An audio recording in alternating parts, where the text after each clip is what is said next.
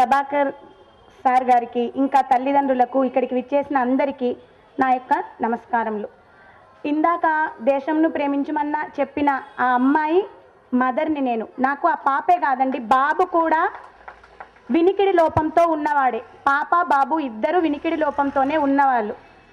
ముందు బాబుకి కూడా అని తెలిసిన తర్వాత నిజంగా ఈ జన్మ ఎందుకు, ఇట్లాంటి పిల్లల్ని ఇచ్చిన దేవుడు ఇంకా మమ్మల్ని ఎందుకు ఉంచినాడు అని మేము ఎప్పటికప్పుడు చావాలి అని అనుకున్నాము.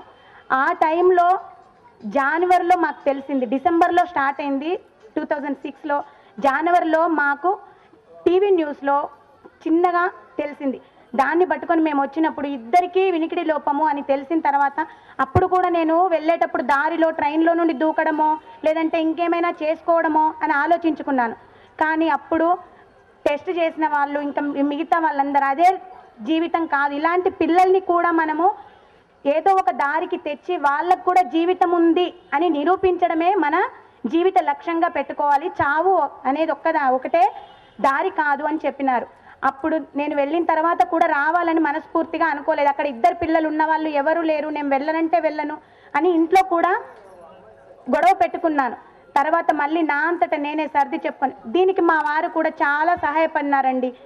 నేనున్నాను, ఒక వారం 10 రోజులు ఉన్న తర్వాత నీ ఇష్టం ఉన్నట్టు చేసుకుందువు కానీ అని చెప్పినాడు.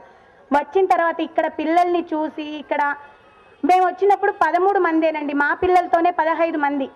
అప్పుడు ఏం ఫెసిలిటీస్ లేవు. అట్లా అయినా మేము ఉన్నాము. ఇప్పుడు మా పాప కూడా నార్మల్ స్కూల్లో 3వ తరగతి చదువుతుంది, మా బాబు నార్మల్ స్కూల్లో 1వ తరగతి చదువుతున్నాడు.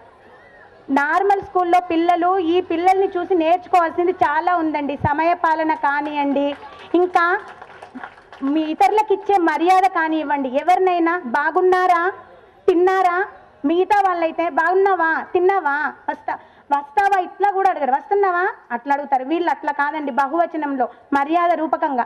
ఇంటి చుట్టుపక్కల వాళ్ళు కూడా, ఇప్పుడు నేను వెళ్ళి 10 నెలలు అవుతుంది, మొన్న 2011లో వెళ్ళిపోయినాను, 10లో వెళ్ళిపోయినాను, 10 నెలలు అవుతుంది. చుట్టుపక్కల వాళ్ళు కూడా వీళ్ళని చూసి చాలా ఆశ్చర్యపోతారండి.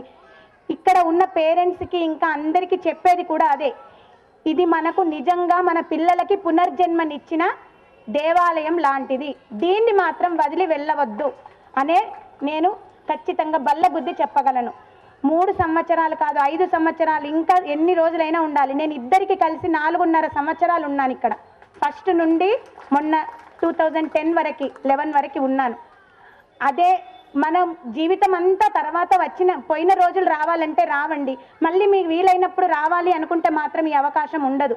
అందుకని ఉన్న అవకాశాన్ని వినియోగించుకోండి తల్లిదండ్రులు. ఈ అవకాశాన్ని మాత్రం విడిచి వెళ్ళవద్దు. ఇదొకటే నా పేరెంట్గా ఒక కోరిక. ఇంకా మన కోసం చేస్తున్న శ్రవణం సిబ్బంది కానివ్వండి, ఇంత మంచి ఆలోచన వచ్చిన టీటీడీ వాళ్ళకి కానివ్వండి, మనం నిజంగా జీవితాంతం రుణపడే ఉంటాము. మాటలే రావు అనుకున్న పిల్లలకు మాటలు మాట్లాడుతున్నారు, ఏం కావాలంటే అది అడుగుతున్నారు. అలాంటి అవకాశాన్ని ఇచ్చి వాళ్ళు మాట్లాడేటట్టు చేసిన శ్రవణం సిబ్బందికి మేము జీవితాంతం రుణపడి ఉంటాము. దీన్ని రూపకల్పన చేసిన టీటీడీ వాళ్ళకు కూడా మా తల్లిదండ్రులందరి తరపున హృదయపూర్వక పాదాభివందనాలు తెలియజేసుకుంటున్నాను. హలో చెప్పించండి మైత్రేజ దగ్గర సార్కి. హలో, నీ పేరు చెప్పు, గట్టిగా చెప్పు, గట్టిగా చెప్పు. మైత్రేత. ఎన్నవ తరగతి?